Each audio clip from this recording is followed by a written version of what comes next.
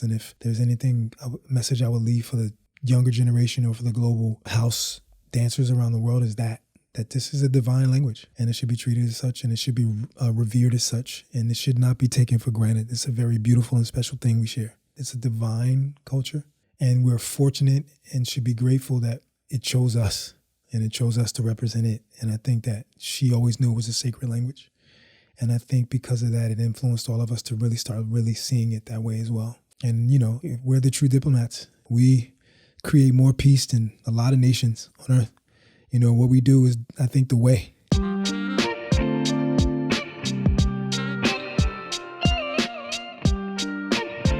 Stay tuned, stay curious. Enculturation Podcast. Sekou, welcome to the show, man. I'm so glad to have you here. I feel like I didn't know it at the time, but ever since I went to New York and we sat down, you probably don't remember this, but I remember it very clearly just because you left such an impression on me, right? I appreciate it. Yeah. Where we sat down, it's like some cafe or diner place, whatever, and then it was like, for me, it was just, okay, let's just sit down after class and hang out, right? But you're like, bam, info. I was like, well, this guy's like really knowledgeable, just ready to go, you know? It was actually funny to the part where I think Ejo had to pull me away. It's like, hey, man, just yeah, he'll keep going. That's good. Right. Yeah. So, welcome to the show. Thank you so much. Thanks for having me, man. Appreciate the invite. Yeah. Are you familiar with Dragon Ball Z by any chance? I'm familiar with it. I wasn't a big Dragon Ball Z fan. I mean, I was into it when it first came out. Yeah. But I kind of did. I lost. Okay. So I don't know if you'll get this reference, but I think a lot of our viewers will, right? Like there's something about you when I kind of have this sense where it's like I feel like your spirit level is over 9,000. You know, it's like, oh, okay. Like there's certain dancers that give me that vibe where like they have like a certain aura around them where it's like a very like kind of thick aura almost. You know? Yeah. Yeah. Understood that. Yep. Yeah. So tell me a little about your origins, your background, and then we'll get into kind of like some of the important topics of today. Sure. For those that don't know, I'm Sekou Heru. I'm originally from Trenton, New Jersey, born and raised. Been dancing all my life, from my youngest memories through childhood experiences, family reunions, gatherings, things like that. Always surrounded by music and movement. So I decided to gravitate to the dance when I was young. Fast forward, left Jersey, went to New York at about 18 and a half, 19 years old and decided to stay because that's where the culture was dominant in terms of activity. It was living and breathing. So I had to be immersed, I had to be around it. And here I am today. Yeah. So what kept you into house? It didn't start with house. Okay. Started with, for me, breaking, but also watching, Soul Train and all the funk and soul dances and even the iconic tap dancers, hoofers from that time. So I've always been inspired by the dance. But house specifically started for me through college parties and my best friend who, told me to come to a college party and, how house was this thing I had to experience. And when I went to my first college party where they played house music, I was hooked. And then my journey to New York took place from there. The first place that I was able to see the dance inside of the club in New York was a place called The World in the Lower East Side. And that blew my mind. And at that moment, growing up the way I did, I realized that, this was kind of like the tribe. This is like where I needed to be to thrive as a dancer because it was just in the bones, in the DNA. So, yeah. So let's talk about the time period and what do you think about the time period, whether what you experienced, what you observed that led rise to these movements and cultures? Because I think a lot of people today don't have that like firsthand experience, I think interaction, just being, block parties, park jams, spaces where people were able to gather, was kind of like the way the culture was preserved for me to then be able to experience it. And in terms of the time frame, it's just different. There weren't a lot of, there were no social media outlets at that point. It was more an interactive experience. You had to go to the places where the culture was living and breathing and happening. So it was more of an interactive experience for that point for us and for me specifically. So that kind of led me, I guess, into wanting to experience it firsthand for myself. We'd say like, I guess around 87 for house, about 87, between 87 and 88, I started being influenced more by it. But I think the actual video that sparked my interest to go to New York was a video called Working Overtime, Diana Ross. And there were these dancers inside of the club at that point was called the Sound Factory, the original Sound Factory. And they filmed this video inside the club. And for me, it was like, whoa, okay. That's what the club scene's like in New York City. Okay, I got to be there. And that was kind of like the catalyst for me to venture into the New York City club space. So I would say by 87, I'm being influenced by the music and hearing the music, hearing the terminology house for the first time. And then by 89, I'm ready to get to New York, between 88 and 89. As we continue, I think it would be useful to have some definitions, right? So I think one term I would like you to define, or at least understand your views on it, is just dance, right? Because I think a lot of non-dancers hear dance and they think it's just physical movements only to something else, right? But I think there's a deeper side of that. So what's your views on dance? Views on dance, a very spiritual thing, a very ritualistic thing, a very highly intelligent thing. Connecting with the music is, for me, one of the most spiritual things you can do. Like, it frees your mind and allows you to connect to something greater than yourself. So for me, the dance is a very ritualistic, spiritual practice. It always has been. I think even before I was conscious of it, it had that impact and effect on me. I felt it in a deeper part of myself. It spoke to me from a nonverbal place and space, more of a intuitive and emotional place. Have you always just naturally had a sense for it, or did something happen or a series of events where you're like, hey, actually, I'm connecting to something deeper than just movements? I think a little bit of both. I think that I was influenced by things I was able to be conscious of as a youth a lot more. I think we all are influenced by things subconsciously more than we realize. But I think consciously realizing it was probably when I was about 15 or 16. I knew, okay, there's something about this that speaks to me from a place I don't yet understand, from I guess from a mental space, but from a guttural, deeper space, I understood it. I need to do this. I have to do this. You know what I mean? I feel more like myself when I'm doing this. And I think it became my everything, the way I coped through life, the way I mourned sorrow, or the way I expressed myself when I couldn't really speak about things. The dance was a way, gave me that sense of expression to be able to speak out things through my feeling that I couldn't verbally maybe even articulate. Yeah, I watched in one of your other interviews that I don't think I got to meet this version of you, but you used to be a lot more quiet or like soft-spoken, and yeah, I'm still that way in class. Okay. And when I'm my teaching approach is nonverbal. I don't say a word in class at all. Like, I use a lot more gesture, expression, a lot more vocal percussion. I might, vocally percuss out a beat pattern or clap out a particular beat pattern or sequence in the music I want to highlight for people to hear and follow.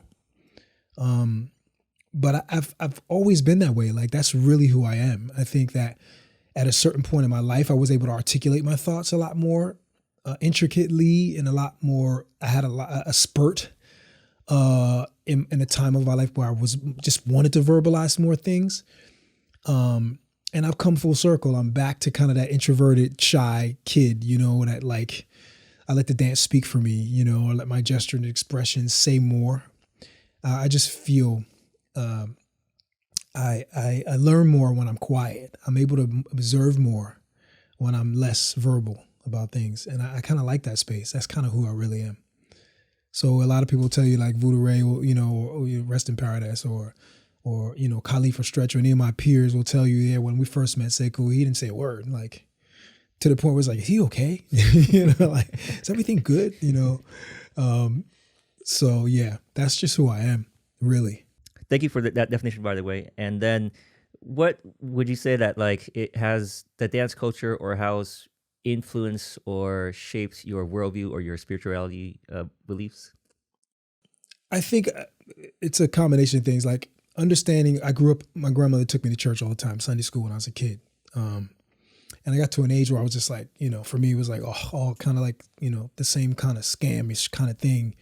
But the foundations of what I inherited through going to church, the spiritual side of it, lived with me forever. Like watching someone, catch the Holy Spirit or the Holy Ghost at that time and feeling it, hair standing up on my, going, whoa, what is this thing I'm feeling from this person? And I think that fast forwarding into the dance world, kind of like that crossed over. I was able to have the same feeling initiated through, my hairs would stand up watching someone feel the music so deeply that it was like a spirit there. And I think that that was the most important part of me. Like that spoke to me beyond a religious dogmatic approach. I think that there was an underlying spiritual practice or spiritual awakening through the dance that I naturally pulled me or called me to it. And I think that's still the essence for me today. Like that's really what it's all about. Yeah, that's amazing. One of the ways that the house culture specifically has shaped my worldview is it allowed me to experience a lot of things already that we're striving for as a society. Meaning like we want these rights for everybody, or we want to be treated equal, like things that we're still arguing over on a mass level. I didn't really understand what was happening at that time, but now I guess I can verbalize it. It was like, oh yeah, like I'm already experiencing these things that everyone's like trying to fight for in these larger communities, but in this community, right? So it's like it changed me in the fact that like, oh, it is possible. Like it's not just a utopia or a dream or like something far fetched or an ideal. I mean, it's reality. Right. We're doing it all the time. Like, what's the problem? You know what I mean? Like, why don't we understand that? And I think that as human beings on planet Earth, as earthlings, right, we all kind of know that.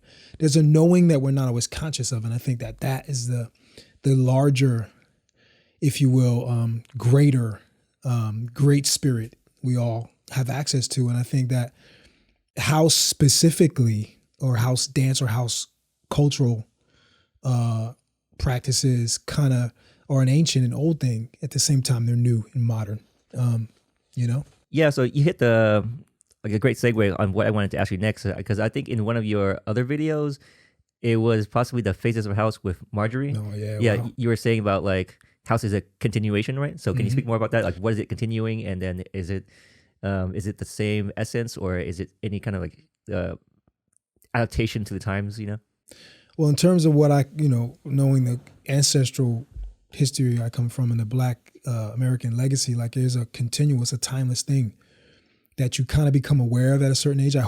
But I did become aware of that there's this thread, even in movement. Like there's certain things that are hundreds of years old we might not be aware of. And then when you become aware of it, you're like, oh, there's this continuum that I'm a part of.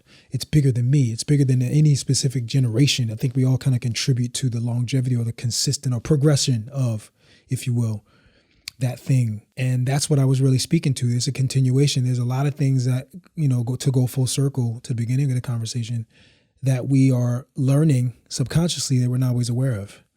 When I'm teaching my students, I tend to use us as babies or toddlers, and how no one really kind of teaches us how to walk or talk. People are talking at us, people are walking around us, but no one's crawling but other babies, you know what I mean?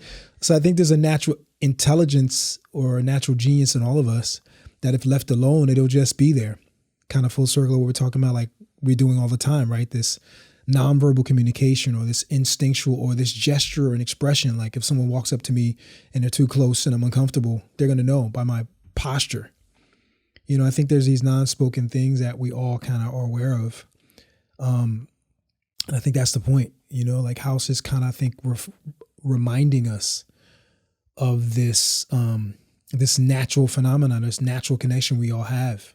And through the Black dance vernaculars throughout time, that's what I've kind of was able to see. Being around a person like Voodoo Ray, who, took me to Lincoln Center at the time where we had to sign out VHS tapes to go sit in a booth and watch old iconic black and white silent films of things we're still doing today and go, wow, like, okay, it wasn't something I just like arrived to. There's documentation that can prove it and show. And I think Monsell has done a really good job of, everything remains raw and showing and tracking and progressing a movement throughout time to say we're still doing those things, even though we might change the name of it or the music has progressed forward in a way that we might consider the musics to be different genres, but they're also a continuation of a legacy that's older than us. And I think that's a beautiful thing to arrive to. And I think that was kind of like what I was speaking on at that time in that interview in a small moment. Like, yeah, it's a continuation of something that's older than us, that's always existed, that we become aware of at a certain point. Yeah, so with the theme of continuation in mind, do you ever feel concerned about like how it's being passed on forward, or is it more so like whatever needs to happen, and it's kind of out of anyone's hands? Yes, and I think both. I'm kind of the person that kind of straddles the middle, because I think that depending on what side of it you are on, it's one or the other. But when you've been on both sides of it, it becomes both. Like I think both are maybe not equally, but at some point important, because you're not always aware of what you're contributing to. And when you become aware, then you become conscious of your contribution, and you can kind of like actively participate in something that you might have been unaware of before. So I would say, yeah, both. There are some things I see that I'm like, oh, I wish there was a little less of this. But then also I look at it and say, well, maybe I'm the reason why, maybe that's the reason why I'm here. Then how do I become the difference in that situation? And I think maturity kind of brings us all to that point in time, like hopefully, till we say, okay, well, what can I contribute to the things that I see might not be there or might be lying dormant in people's awareness? How can I stimulate that awareness for them to then consciously act, if you will? And I think that's the beauty of having elders, and I think that's the beauty of becoming an elder, is that revelation.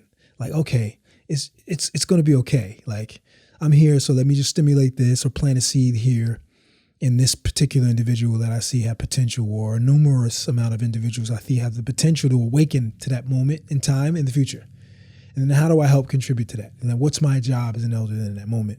And I think that's important too. Like, okay, how do I do my part and my role in helping to contribute to that thing I see that maybe they're not aware of? And I think that's what makes elders relevant, right?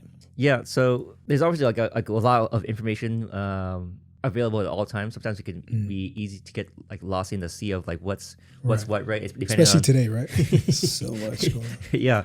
So I guess to help with that, from your experience or point of view, what are like the 5 most non-negotiable things about the history that someone should never forget or never forget, yeah, or should look at as valuable? Yeah. Well, elders. That's one. You can't really call something a culture if you don't have the elders. How do you see it as timeless? I think culture is timeless. And then how do we look at that? Like you look at the 3 dimensions of a language. Every language has a past, present, and future, right? Every bloodline has a past, present, and future, right? And so if you look at culture as language, then that should exist, and I think that people should be more aware of that. What is the continuum? Where are the elders? Are there youth? Is there future? And the history is within music. The music is the most important thing. That's what helps keep track of the time of the culture, if you will. I think the library is in the music. The instruction manual is the music. The music tells you how, when, where, why. The people. Culture sometimes, like our culture of house, is going globally now. In terms of a global initiative, what are those people doing to make sure that the history is also being kept while it's adapting to the environment it arrived in? You know what I mean? So that we can continue communicating with each other in a way where it's useful and productive and also progressive, right? Moving forward. So yeah, the music, the people, the continuum of it, what makes it relevant as a culture. Wow, 5, it's a lot. I mean, I guess those are my top 3 to 4. And then what are you contributing? I think that's important. Like, what is your contribution to that? Like, are you only just taking, mimicking, and passing on regurgitated information, or are you taking that information and it growing inside of you in a way where now you can see your contribution forward, to it and within it? I think if I had a message to pass on, I would say, the culture is conscious of itself by itself, independent of us too, and it guides us. And we have to remind ourselves of that. Like, what is the culture speaking to me in that moment, allowing me to be aware of what I'm contributing? Because the culture is a living thing, and that's the beauty of it, right? We're looking at something that is hundreds of years old in America, but we're forced to dice it up into, instead of $1, 100 pennies. And then it's harder to keep track of 100 pennies and $1, right? So it's like, okay, how do we look at that continuum and look at the pay homage to the elders who've helped maintain it to pass it on to us? And then how are we continuing to do that moving forward? Giving people their flowers now, Yeah. So on the topic of this culture going global, since it's global now, what question does it instill into you that you never thought before? Such as, for example, there's like house music is $1 billion industry now, right? Like these giant festivals. The most money-making music genre in history. Yeah, it's crazy. Moment, and then, but also I could easily, or anyone could easily go to certain events and see no trace of like the original culture being represented, and it's its own thing. So it's, in some ways it's evolved to be its own thing, but also in some ways it's kind of like being associated as the original thing. Yeah. Problematic sometimes. You can't police the world. You know what I mean? Yeah. It becomes too big in that moment. And I feel like all I can do is do my part. And I think everyone doing their part eventually is enough. When it gets to a point where, like, you go to a club or a place that, clubbing is not a cultural practice, but, a popular thing to do, or entertainment based, what entertainment is looked at today versus the cultural practice that become entertainment, right? At that moment, things can be out of your hands. You can only do what you can do. I tend to, I don't participate. I won't support it. Like, it's not that I have anything against people who want to participate in that. That's on them. But I, knowing the origin of it, I'd rather give my energy where I feel my energy is most useful. You go to some places and you see people worshiping a DJ, and it's like, okay, DJ deserves their recognition. But I grew up in a time where you didn't even know what the DJ looked like. A DJ could be in a booth. And that, to me, you gave the DJ more validity. The DJ really got their just due because they had to earn that. Just like me as a dancer, I had to earn that right to, carry on a tradition. Like, I had to participate in it long enough to be recognized in it, long enough to be able to be like, okay, yeah, he's a representative for the community that I come from. So I'm not just myself.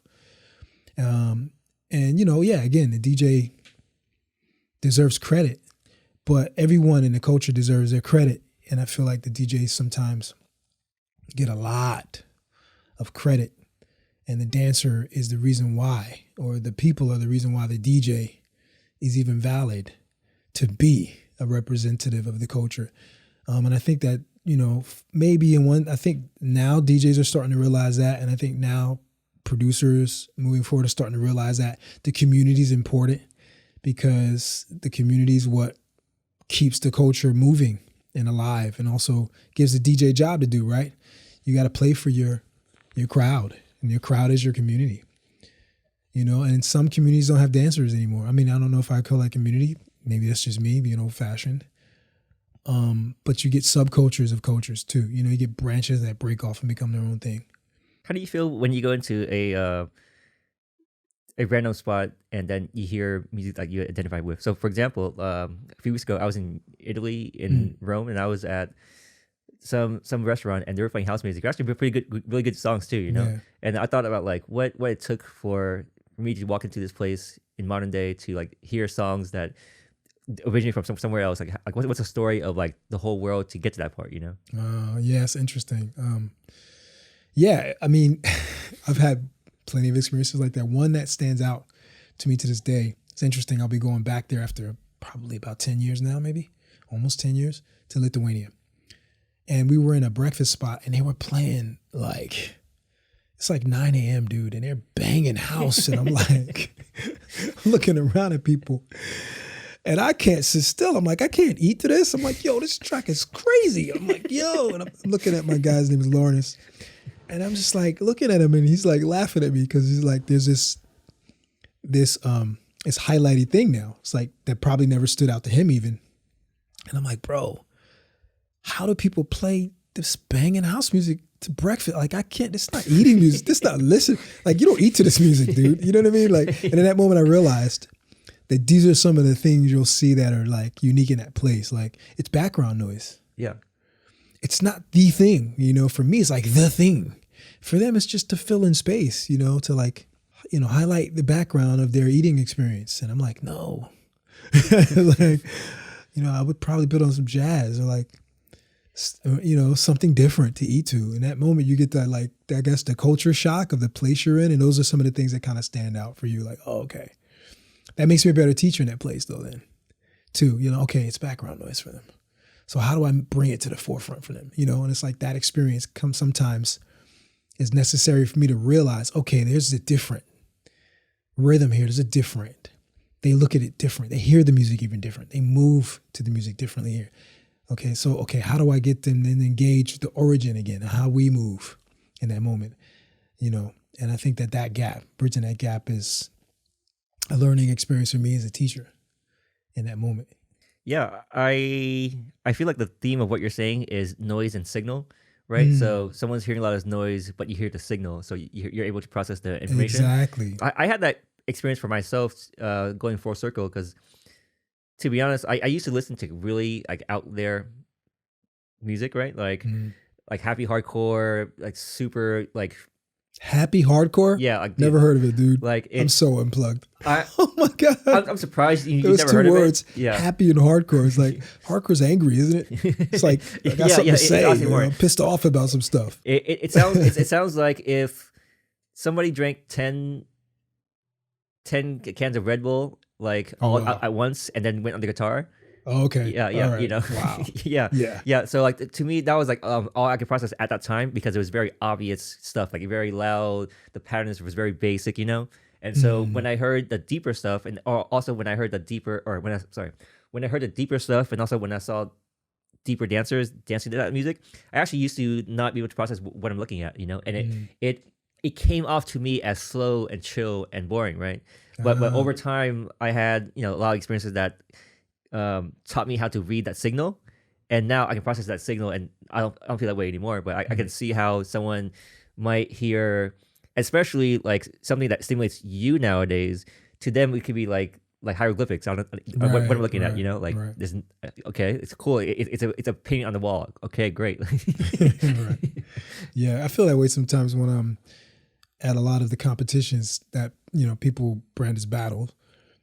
And I see that if the DJ plays something past 2000, further back than 2000, everyone's like, all of a sudden, they don't know how to move to it. And it's interesting for me. And I feel like in that moment, there's a true learning experience happening. There's a true educational process happening to the listener.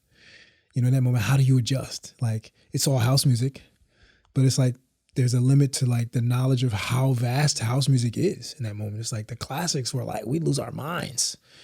Some things we call classics in the clubbing experience, because house dancer and house music is, outside of the 90s, in 85, you wouldn't probably hear the term house. We're listening to classics, which is like soul, funk, and R&B dance music. So for us, we're club heads first, and then we become house heads later, and then we become house dancers later. But we're dancing, you know what I mean? I'm doing the social dances from the 70s with my aunties and uncles. I'm doing social dances from the 60s with my grandmother and, my grandfather and their, siblings. And then I'm doing the social dances from the 90s with my peers. And, so there's like all of this social fabric that's happening. And so we're dancing beyond the time frames. And by the time we get to house, all of that stuff is in our dance. And I think that's kind of a misunderstood thing when we travel. Yeah, we're under the umbrella of house. But how did that movement transform itself to house music? What did the music do to the dance? rather than what are we doing to the dance, because I think the music is the most important part. I think that once people realize that and they engage and develop a personal relationship with the music on their own, that's when the revelation happens for them. Like, oh, I can hear what he hears now. You know, it was the same thing for me when I was in like The Choice, which is the second coming of the Loft, right? In the new space. And I saw, Dave Mancuso play one record at a time. It's like, whoa, it took me back to when I was a kid, listening to a record in my living room on my mother's, one turntable record player. The first time I went there, they played one record at a time. And the first time I heard E2E4 was in there, and it played for 58 minutes, bro. And I was like, I never heard a song play that long. And I was like, whoa. I was like, wait, that's the same song. 20 minutes later. And I'm like, whoa. And 30 minutes, like, wait a minute, it's 35 minutes and the same song is playing, but it's like different at the same time. Like it's progressing and highlighting, and different elements are being added to the song. So like it became a listening experience for me. You know what I mean? Like being in a soundscape environment, hearing these subtle changes in this one record that just kept moving forward.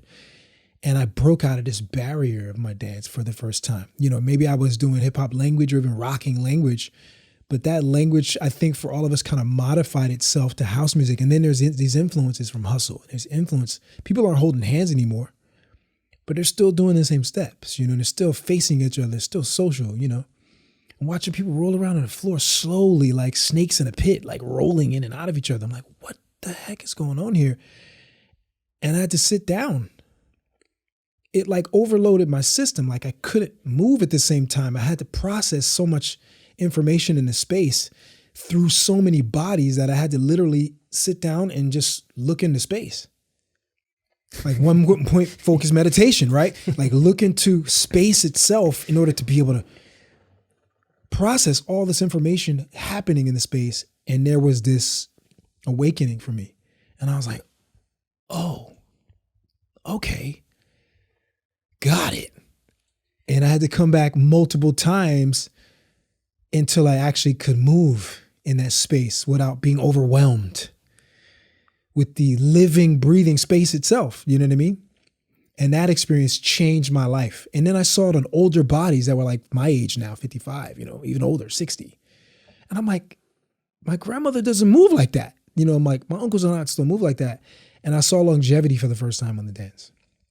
And I was like, okay, cool, strap in. It's going to be a long ride. You know what I mean? Like, but I was so inspired and just, I can't even describe that experience with one word. I need multiple words. Overwhelmed, inspired, in awe, uplifted. I cracked out of my shell even, to realize like I have longevity on this dance. Like I have time to mature. Cool. It changed everything for me. Yeah, you said a lot of things that, one, let me start with like the longevity piece, right? The first time I took my first ever West African dance class, I forgot how many years ago. So obviously I was much younger, but there was a grandma in the class. And I remember no matter what I did, it would be like 10%, maybe even 5% of what she would do, right? Right. And I was very confused on like what was happening at the time, because I had this understanding or programming, if you want to call it that, right? This programming that like you reach a certain age, you're done for. Like exactly. Like an old car, you like just exactly. no, just hang it up. Yeah, just hang it up, right? And then the grandma looked like heavyset too, so I couldn't really figure out how she was moving the way she was, but it was very seamless and very like looked like she wasn't even trying. But I was just like winded breath, and I was working out for like years just to try to be okay in this African class, right? So that part taught me that okay, whatever is out there, is not what I thought it was. Right, exactly. It changed your whole perception of what dance was even like, and what dance could look like on a body type even, or, the barriers were broken. Yeah, and the next piece about taking your time and free floating inside that space. So I don't know if you ever do any water activities, but so I'm a certified scuba diver now, right? Oh, cool. But when I got certified in scuba diving, I felt like I understood house better. I was like, I get it now, because it's like the two, in my opinion, are very similar, right? So in scuba diving, it's all about controlling your breath. Because if you breathe in too much, you start to float up. If you breathe in out too fast, you're gonna sink down, right? So you're always wanting to control your breath no matter what's happening. It could be like maybe there's this giant fish behind you. You turn around, you're gonna float up right away. So no matter what's happening, That's deep. right? And so I was like, Yeah. but the thing is, you're doing a lot, but also you're not doing a lot at the same time. Because you want to be as effortless as possible. You're not. It's not a muscular thing. You're not like trying to win competitions or breaking records, right? And that there's all these things around you, which to me is like the music and the environment and culture, right? You can take your time floating it through it, but as you're here, everything else is existing around you, like in a natural ecosystem, right? And the reason why I brought that up and help you understand a few things more is because my previous understanding and approach was more like an objective. Like I have to conquer this thing, like more like parkour. I'm gonna like jump into this thing and then bam, one up on it. Go head on with it. Yeah, yeah. You know, and it's all about me, right? Yeah. And then once I went scuba diving, I realized how not in control I actually am of anything, you know? Right. But other than just myself and how I respond to everything that's happening around me. And so when I recommend, if anyone is confused about what we're saying, go ahead and scuba dive. Yeah. I can piggyback off that experience too. And I guess I arrived to the same conclusion through that. Elementally, right? Because we were talking about water, right? And just like the buoyancy and the texture and how water feels. And I use that narrative sometimes for my students when I'm trying to describe how it feels for me to be immersed in the moment. You know, there's, you know, or what we use terms like uplifted or like, you know, going in or blacking out, you know, all these things we trying to describe what that texture, what that feeling actually feels like to someone who's not kind of like getting it. You're trying to translate it. But, you know, in the club experience itself, you know, I use the analogy of like being in a huge concert, you know what I mean? And all of a sudden the crowd moves and you got to move because you don't have a control over it. The crowd kind of moves you. And I feel like in the club experience, that was what I felt like, you know, even trying to go to the bathroom from the middle of the dance floor to the bathroom, you know, you might be in a room packed with like 1,000 people, 700 people, you know, 500 people, 500 bodies moving.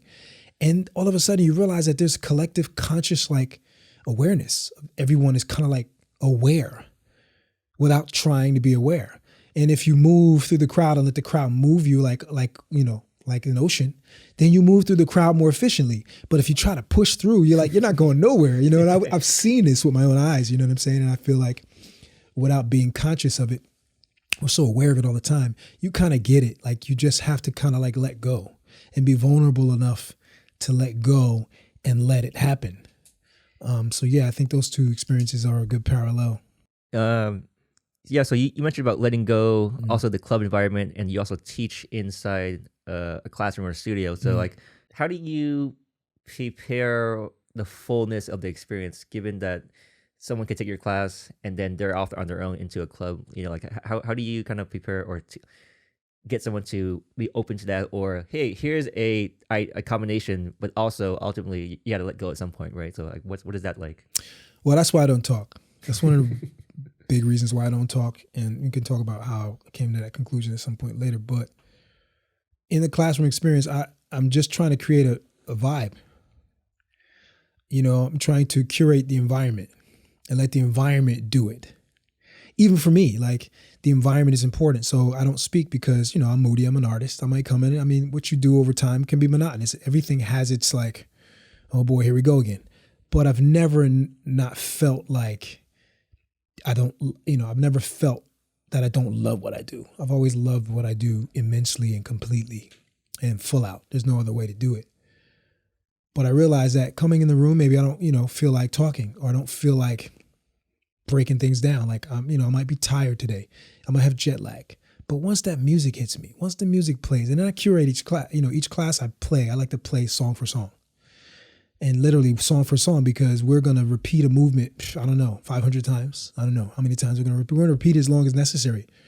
So going through song by song also allows me to feel the music, be the conduit.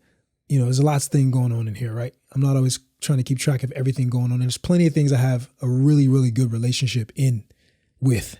And some of those things might come out and I have the oldest relationship with, like foundation, we'll say, right? But in that moment, I like to be on the edge as well. I like to be vulnerable as well. I like to feel like I'm feeling like when I'm going into the club environment and letting the music immerse me, or when I'm going into a cipher and just letting go, having something on my mind that I want to express. So because I don't talk and let the music move through me, whatever comes out, comes out. And if it's something I've never did before, then I do it twice. And once I do it twice, I let it go and I watch it on the student body. And then I relearn it and go, okay, that's what I did. Cool. If it's something that never happened before. But also I get to read the body language off the crowd. So if I move for a certain minute with them and I kind of give, charge the movement, emotion, or whatever's happening with the music in that moment, I'm just in the moment. And if it's a song that really hits me deeply, then I might even like verbalize the vocals. I might, start a step pattern, a rhythm pattern, and move out of the way and walk across the room and vibe with them face to face, like look at everyone, to like pull them into a feeling, an experience, so that they can actually feel their essence, feel their energies moving through their bodies and forget to think about anything. Don't leave any room for doubt or fear or questions even. Just live in the knowing, live in the now. You know what I mean? Because in the now is where the knowing is. And if we're all there, then something magic will happen through the experience, because I'm not just me there. I'm here for you. So it's not really about me as much as about the experience. And then I just look and I learn. And if I get a wave back from 80% of the movement, then I know I can variate on it, or I can speed it up, or I can move on. But if I don't, then I'll come into the center of the room and let the cipher collapse into the middle, and then I'll break it down piece by piece and then point to what to listen to, or then cue what they need to be listening to or watching, the details, and let them hone in on the details. Okay, clap out of it, go back to the mirror, and now we look at it. Look at what our feelings look like.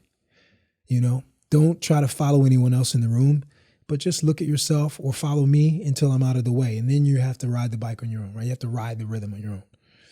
And I feel like I get better feedback from more majority of people in the room, no matter where I go, no matter what language they're speaking and what body type there is. 80 to 85, 75% of the room usually gets more out of that experience. And because of that, I continue doing that. And whatever details or however I need to tweak it, I'll tweak it along the way. But I never really know what's going to happen. I know it's going to be, hopefully it'll be a great thing. But I don't go, okay, I don't have choreography. I don't do choreography in class. It's not my job. You know what I mean? I come in and I'm breaking down movement, and maybe I'll do it twice, and we'll continue doing it for hundreds and hundreds of reps. And then we'll see what happens. Have you ever had any push and pull internally between rawness and technique? I used to, yeah, but not anymore. That barrier is broken. How did you break it? Well, I think it was always, it was never really there. I think I created it because, in the process of even translating what we call foundation or codification or names of steps, the steps were nameless. It was too free to even keep track consciously of what I was doing. It was raw emotion. And not until we were confronted with people saying, hey, can you show me how to do that, were we even concerned with or even cared about what we were doing so much, rather than the quality of what it felt like. So we would always describe the movement as feelings. And over time, when people asked us what that was called, it was like, okay, I don't know. Or what are we doing? Then we were able to do it and watch it on other bodies, because there was no mirror even. The person was the mirror.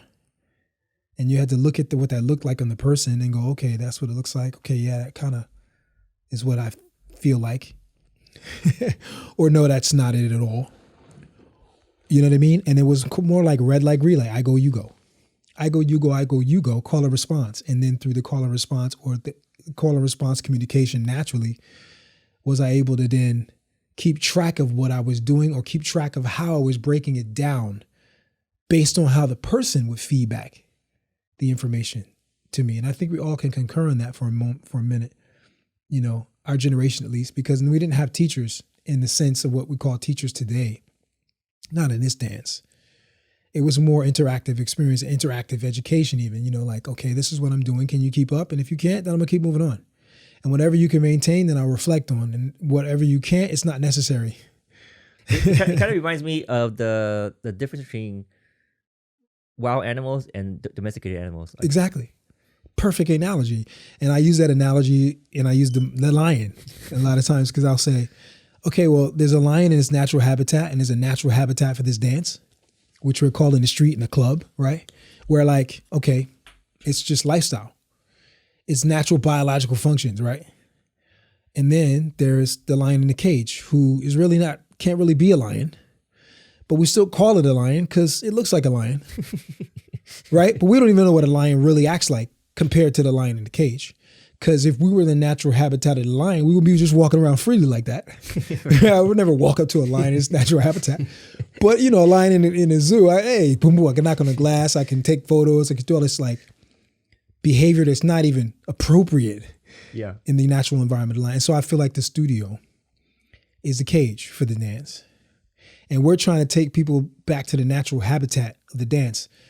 And so there's residual. There's certain things that we try to curate in the space to then get people to come outside of the cage or the museum. You got to go back to the habitat. So we bring some natural behaviors into the room and try to get people to engage in the natural behaviors that are going to be the natural way you use the dance outside of the classroom. But you got to start somewhere, right? It's like using the language. You speak English, we sing our alphabet, we sing our numbers, but we don't use the language. We don't quote A to Z every time we speak. We don't go, hey, okay, A, B, C, okay, A, B, C, D, okay, A, B, C, D, E. We don't do it like that. We do it naturally in the way that, how do you say, the rules and regulations on every structure of a language before we learn how to bend it. To express our emotions, you hit that nail on the head from my understanding of like different language learning systems in actual languages, like spoken languages. There's a method that I really really gravitate towards. It's introduced to me by my ex. She speaks 8 languages, right? So she's definitely vetted. Wow. Yeah. Actually, it's funny because I always think that's the most amazing thing, dude. Yeah, because when I first met her, her profile said polyglot. And I didn't know what that word meant. I thought it meant something else, I was like, is this something scandalous? But I looked it up. It's someone who speaks at least 7 languages. I was like, oh, that's totally not what I thought it was. Poly 7, yeah. Mm-hmm. So anyways, the way that we're taught other languages, meaning as secondary or third, whatever, languages as adults, is not natural to your point of how we learn as kids, right? Because as kids, no one's like, hey, define this word. Right. Define this word, spell it out, right? As kids, you're like mama, papa for like however long until you build yes, no, right? And when you use that. And so that version of learning language is, it's all about cultural immersion, right? So in that sense, it's like going to the club where you start picking up the essence of like what someone's doing just by being around it, right? And being able to recognize it over time, and then recognizing the basics and not even like what it means yet, right? Because right now you're just kind of recognizing the sound of it first, right? And then later on you find out what it means. So in that version of learning language, it's all about hearing the sounds first. You don't even worry about any words. You don't worry about writing it out. You just hear it and say it, hear it and say it, hear it and say it. Literally verbatim what you just said. Yeah. And I found that out by nonverbal too when I'm going to for example, I started traveling and I realized all the places I'm going, I'm like, wait, it's graffiti everywhere. Like, wait, it's graffiti everywhere. I've been like, graffiti's everywhere, dude. Like, I don't know a place I haven't been that there's no graffiti there. And then I looked at that and I was like, okay, writing on the walls. Hello, temple walls, cave paintings. My brain exploded. I'm like, okay, we haven't really changed. People are saying we're different. We're really doing the same thing we always do. Like, this is natural to our nature as human beings. And now if you look at culture in that sense, it's like, okay, now I understand it from a broader context. So now all I have to do is this, okay, what is the rhythm of this place? And then I start hearing song and ceremony in language because I couldn't understand it, but there's a melody there. And so I was like, okay, that had a feeling to it. And then I look at a facial expression and go, yeah, that person's upset. And yeah, that person's frustrated. Oh, that person's angry. Oh, that person's so happy. Oh, that person's sad. And it's like you can identify all these things no matter where you are on a human being. You kind of know what it looks like to be sad. You know what I mean? You know when a person's not in their body, they're walking around with their head down, that means something. They're walking up with their head up, that means something. And so the gestures and expressions are something I think are universal. And that was when I was like, okay, cool. This is culture. This is human culture. I was in Rome recently, and I also saw a bunch of graffiti there. Initially, I wasn't fond of it, but now what you just said, it's given me like a softer perspective on how to like interpret that. Yeah. Because initially I was like, why is all this graffiti here in Rome? Because I wanted to feel like I'm in Italy or something like that, But Right. I arrived in Rome, I was like, I feel like I'm in New York, Yeah. I mean, because it's like, it's graffiti itself is the first places that it was actually done and popularized globally was New York, right? But then when you think about that is even. And then you look at cave painting, and if I'm not mistaken, archaeologists call cave paintings graffiti. And if I'm, correct me if I'm wrong, but we should know that. Because we'd make a correlation to our ancient self and our modern self and see that we're still being ourselves. And I think that was the highlight for me in that moment. Is like, okay, this is amazing. Like what I do is I need to have a lot more reverence for. Like, this is awesome. This is a divine thing we're doing. Like, this is amazing. Like, this is bigger than what I thought it was. It's not just something that's like miscellaneous. Yeah. You know what I mean? Like, I should have a lot more reverence for what I do. I should look at what I do as a divine thing, because it really is. That's so interesting. Like, I think literally right now in real time I'm entertaining the thought that graffiti is that part, like continuation that you're talking about, Yeah. Yeah. That you finally become aware of, like, whoa, how long have we been doing this as human beings? You know what I mean? And and this is another thing, going back to babies, I use baby analogies a lot. And I, read this quote in this scientific study where they studied how many times a baby fell before it stood up once. It was like 2,500 times minimum. So when I talk to my students, it's like, okay, to learn anything, you got to be willing to fall 2,500 times. So that's another reason why we use the analogy drills build skills concepts, because everything we learn and becomes natural, we have to repeat hundreds, if not thousands of times before it became innate, before it became natural to us, right? And so I'm like, okay, well, that's your steps. Okay, that's your practice. That's your application, your practical application to the culture and to the practice is to do it, to practice it before it becomes common or before it becomes natural to you. Yeah, to piggyback on your baby example, now that you shed light onto it, I don't think I've ever seen a baby being frustrated trying to stand or being frustrated at it's falling. It's like, Well, okay, not every time. They might fall one time too hard, and, But there's kind of like joy in the process of doing all that. Every time. Like, then I don't think there's any consideration of that falling is a problem. That failure is a problem at all. It's like failure is it. Like, that's a learning. And if you're uncomfortable, okay, you're stretching and you're growing out of your comfort zone, which is technically learning, right? Expanding your awareness, your ability to perceive what's happening, even. And I think that's amazing. You give a baby a crayon at like 4, or like let's say 2.5 or 3. They're not going to write on paper. You give them paper, and when they finish the paper, they're looking for other things to write on. And 9 out of 10 times they go to the wall and they color on the wall. And I'm like, we're supposed to write on walls. When are we going to, you understand? Like, there's a natural ancient genius and intelligence within our DNA as human beings, I believe, that there's certain things that are cultural and timeless that activate our natural intelligence. And if we just put babies by the wall, they'll write on the wall. Why are we not doing that? If there's anyone that wants to sponsor spray paint or crayons for this video, let me know. You know what I mean? Yeah, remember that. Like, we're supposed to write on walls, right? How has your artistry journey been? Were there different chapters or stages of like a different version of the artist that you are today?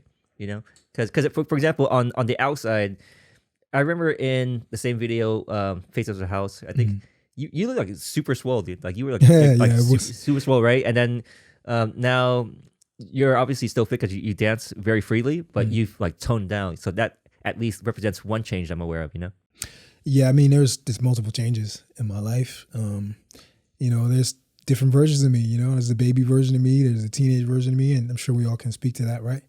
But there was a time when I was a bouncer in New York City, and I had to train in the art in order to keep from getting this shit kicked out of me, but also being able to handle myself as a bouncer.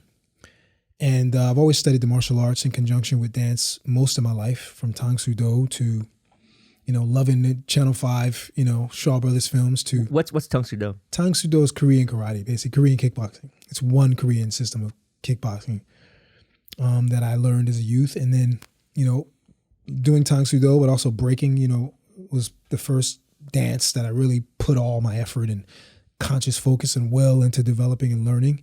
And, breaking is like one move at a time, thousands of times until you get it. And then you got to do it again. And then here's another move, thousands and thousands of times. So it's one move at a time based practice, And I think that discipline, parallels to practicing the art of fighting system or martial arts, thousands and thousands of reps. And then it comes back to that universal repetition of all things, right, in life. But, being a martial artist and looking at patterns and getting into capoeira later on and seeing the relationship between breaking and capoeira later on was like, wait, this is like, there's an ancient breaking, like, whoa. Again, brain explodes. And there's all these progressions of awakening within these enlightening aspects of life when you realize, space collapse and like, time is actually, things are more connected than you realize. Like there's one version of one thing and all things are everything and everything is one thing. You know what I mean? This timeless wisdom. And I studied Buddhism and I've studied ancient African mysticism and culture and, studied Rastafarianism, went to Baptist Christian church. There's all these evolutions, was a Jehovah's Witness as a child.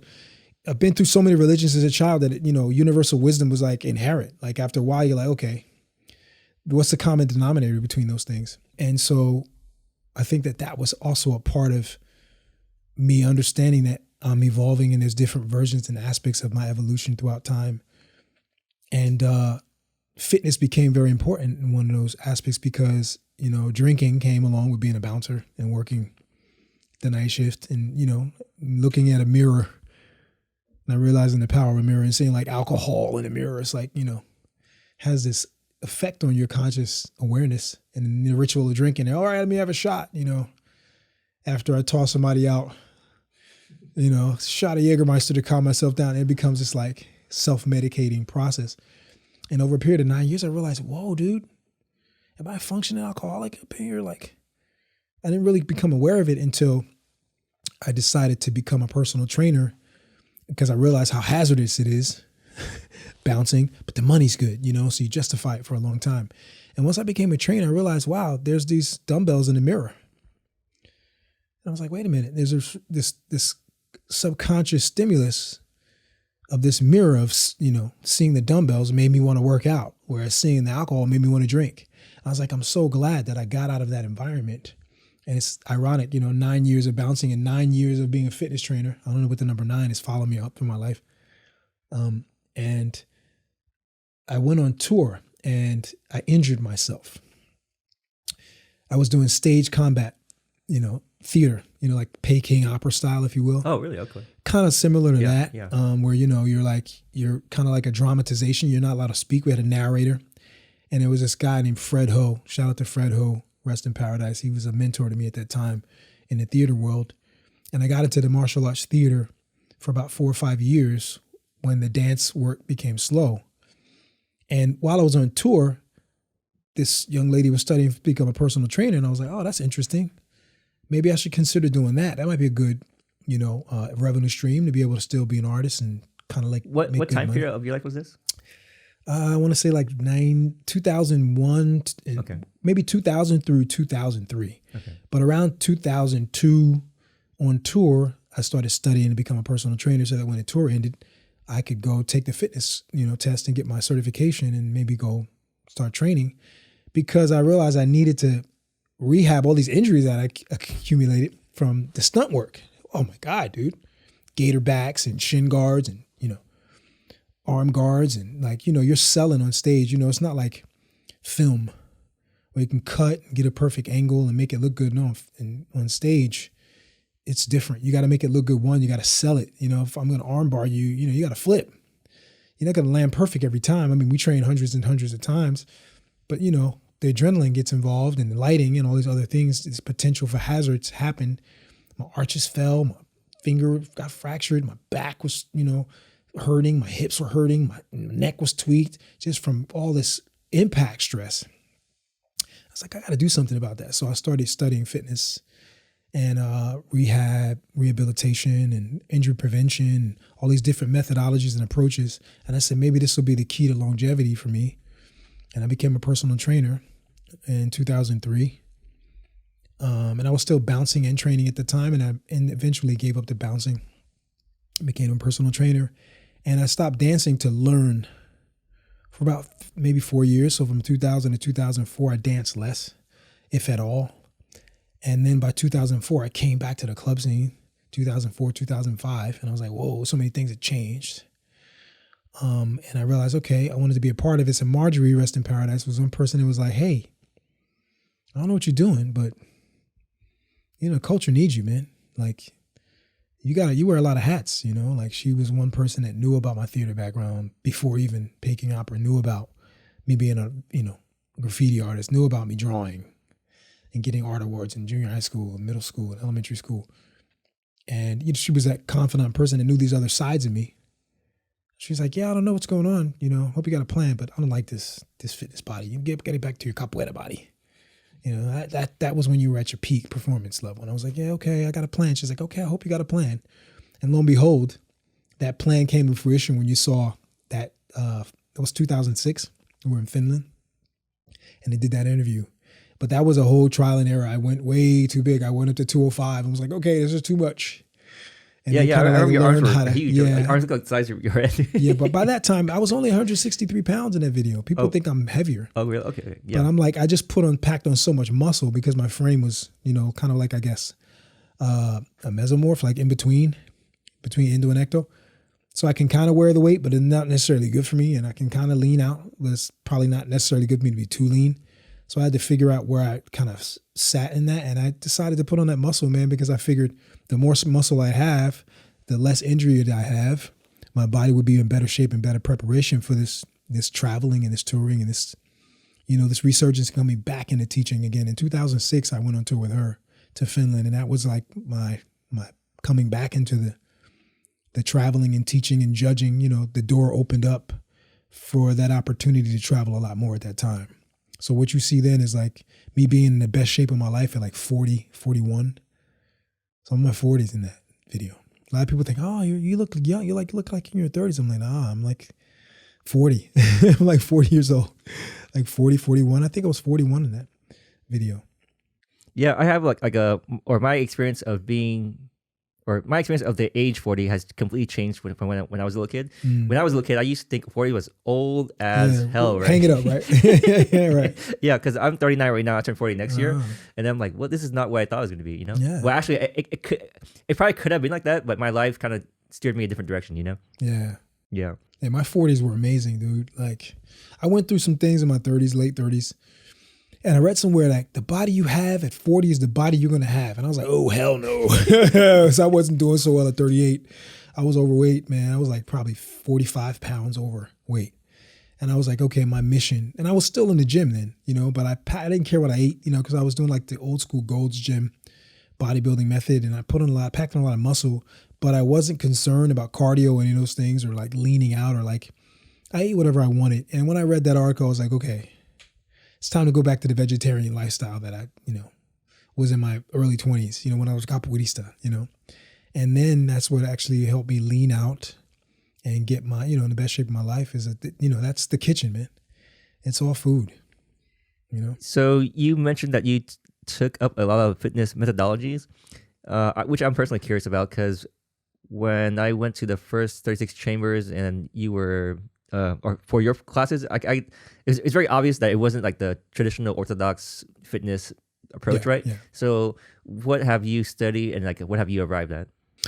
I mean, I had to get certifications at the gym that I worked at. So, you know, postnatal, Thai boxing, kickboxing, mobility, you know. I did yoga for a while. Never got certified in it, but I trained practically every day. Capoeira is one of my alternative movement patterns as well, but capoeira is probably the most knowledgeable thing that kind of like helped me hone and pull all of those different things together in a way that can allow me to bridge the dance and the fitness aspects of my life because I couldn't do all of it. So I had to figure out how to take all this information that I'm learning and again, 100 pennies analogy, like I can't do it all. So how do I look at the universal themes of all of them and like collapse them into a method that allow me to do foundations from them all? that bridge the gap between the two. And that's when I started thinking of methodology of my own, and eventually arrived to what I call rhythmetrics, which is my approach and my methodology, which means all the things I've learned from capoeira and all the things I've learned from the fitness world, mobility specifically, which is just active flexibility, right? Or, active release therapy is one way you look at it. It's more, active release therapy itself is when you have someone stretching you and they ask you to push and create a resistance against the stretching. But mobility is that.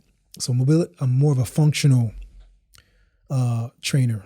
It's about making everything in your everyday life easier. You don't want to feel your knees when you hit the steps, or, when you go to reach for something or bend over, you don't want to throw your back out.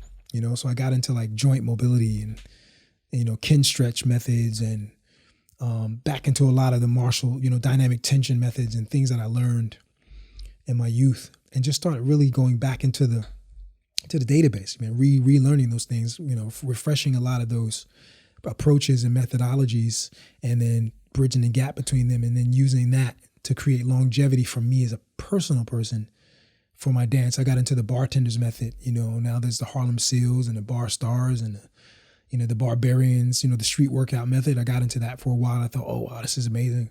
So I, started copying and following a lot of those guys, and then eventually bridged the gap and just started saying, okay, how do I create a method on the floor that I can still, consider it dance? Just from my own personal approach. And through that, rhythmetrics is born. But not only that, the Spiderman dance was born out of that, because I was like, okay, how do I bring all of these steps down to the floor in a way that's unique? And I literally had to build it piece by piece and go, okay, this reminds me of the farmer, mountain climbers. So how do I modify a mountain climber to look like a farmer down here and still get, cardio and strength training and all these things, but then also get groove on top of it? And, that ideology or that particular concept became, the approach, rhythmetrics, but also the style, the Spiderman, because I'm like, okay, I want to be able to do whatever I want to do on the floor, so there's a little bit of breaking in there, breaking influence, a little bit of lofting is in there, a little bit of capoeira foundations, a little bit of parkour, a lot of things that I've experienced, animal, locomotion techniques, and then bridge the gap between those things and create something unique that spoke to me. Who would you say the ideal recipient for rhythmetrics is? Anyone. The non-dancer, the dancer. My favorite is the non-dancer because, they don't have any flaws, but they don't know anything. You know what I mean? So you can kind of bridge the gap and help them work their way into the dance in a way that fits their body. That's, curated to their body, their limitations, their strengths and their imbalances. I don't like to use the word weaknesses, but their strengths and their imbalances, or their, helping them understand their dominant and non-dominant sides, and then how to be aware of, focusing on their non-dominant side, which will highlight what they're dominant at, what they're good at already, and become a strength or become something unique or become an attribute to their movement and motion. So rhythmetrics is for everyone. I can always, modify it to suit the needs of who I am. And I think I learned that from the fitness industry, how to curate and prescribe a particular approach of fitness, curated and designed specifically for that person, that individual, Yeah, it seems like the approach to fitness or physical fitness is coming full circle, right? Because I believe it used to be very life-based, meaning whatever activities you did, it was, or whatever programs you did, was prepared you for like an art form, an expression of art form, right? Or life. And then it went hardcore into aesthetics, like, let me just get jacked up and not be able to like do anything. Mirror muscle. It looks good, but you're falling apart on the inside. And now that's kind of like become a meme right now, right? Like and now it's come back full circle of like, okay, let me actually experience the world through my body and not just stand here. Right. And I think that again comes back to how we're biologically wired, right? I use developmental functions, a lot of the concepts are going back to how we develop these bodies in the first place, like we crawl, we used to do the inchworm when I was a kid, like, the worm and all these things that help develop the mobility of the spine. We didn't think about it then, but if you use that now, it would be considered, spinal modulation exercises and spinal mobility and all these things that are like just innately natural to the human form.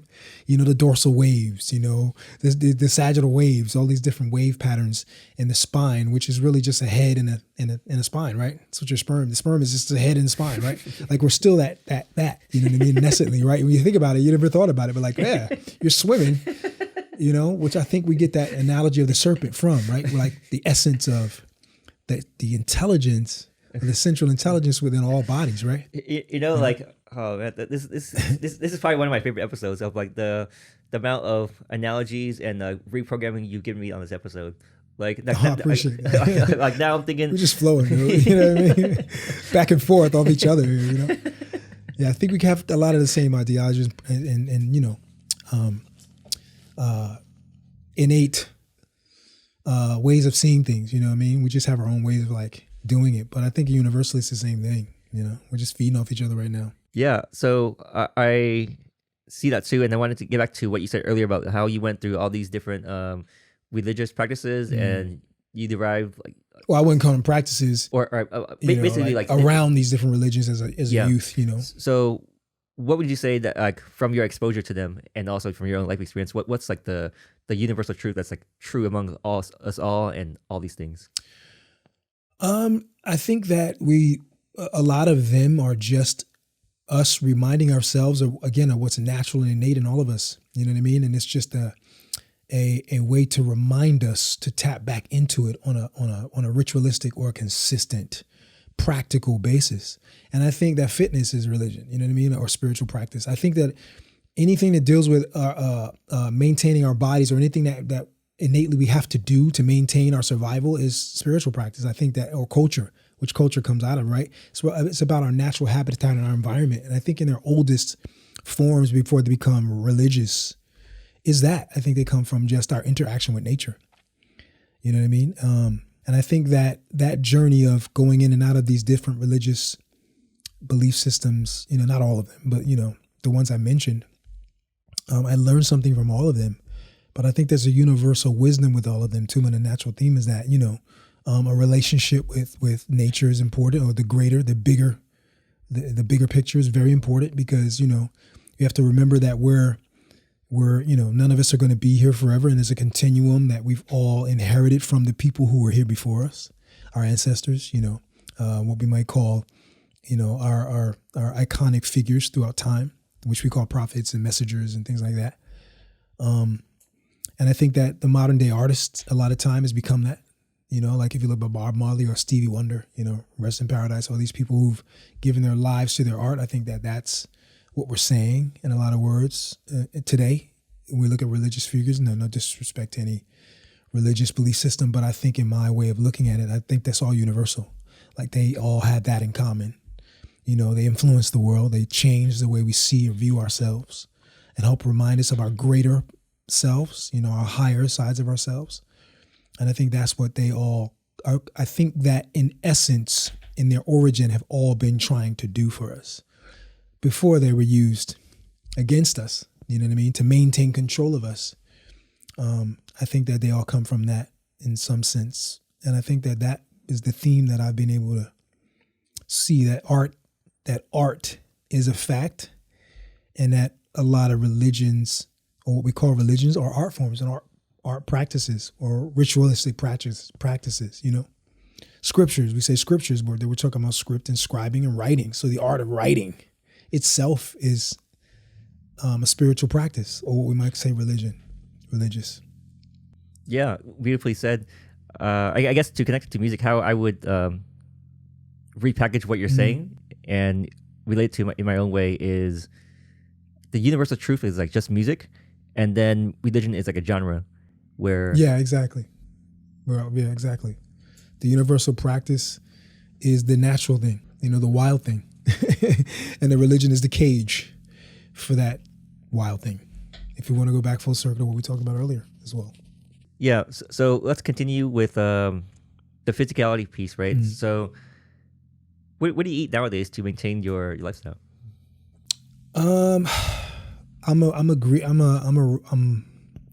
a raw foods guy, I love my salads, man. I mean, I have a salad every day, sometimes 2 times or 3 times a day. I'm a salad maniac. I love fruit, all kinds of fruit, even fruits. I like exotic fruits. I like dragon fruit. Is Oh my God, that it's one of my because favorite.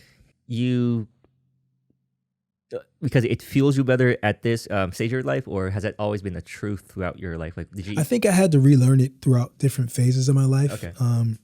I was a vegetarian when I fasted for 35 days when I found I was going to be a father with my first child. Yeah. There weren't my father wasn't in my life at that time. A lot of the elder men in my life had passed on. There wasn't any, and I was in New York on my own. I didn't have a lot of elders here that I could go to that I felt could be a mentor and help prepare me for fatherhood. And I don't really think there is preparation. It's good to have people around you that have been there, but I didn't have that. So I was like, I got to have a rites of passage. I got to create something for myself to prepare me for, at least try to prepare me for fatherhood. And I decided to fast. And through my experience of that opened my eyes to a lot of the things that I still do today. I became a vegetarian after that. I started getting into spiritual practice after that. And so I understood how important eating habits were and how eating a certain way made me feel more vital.